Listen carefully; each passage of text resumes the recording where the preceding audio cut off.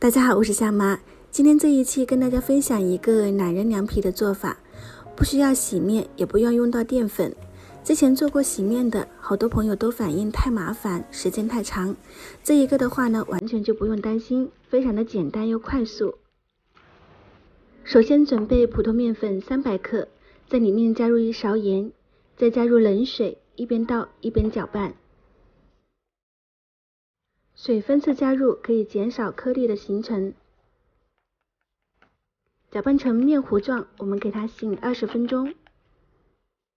接着来煮一些大料水，里面加入花椒、八角、香叶、小茴香，给它熬煮10分钟，再过滤出来。醒好的面糊呈这种非常顺滑的状态。再准备一个平底盘，里面抹上一些油，倒入面糊，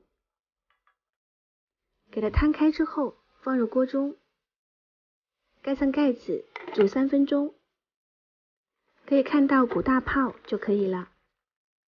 捞出来过冷水，在表面刷上一层油，再慢慢给它揭开就可以了。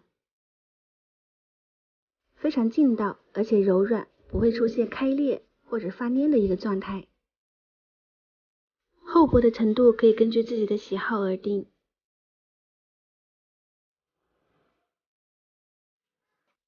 全部蒸好后，给它切成小块。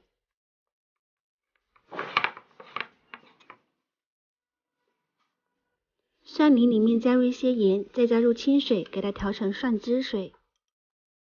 接着给它调味，在里面加入一些盐、生抽、香醋、鸡精，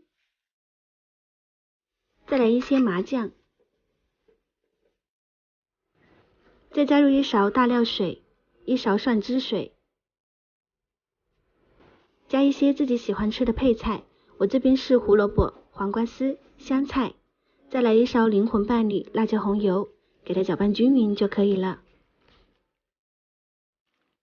这个吃起来的口感也是非常的柔软劲道，喜欢的朋友可以收藏起来给家人制作。感谢您的观看，我们下期再见。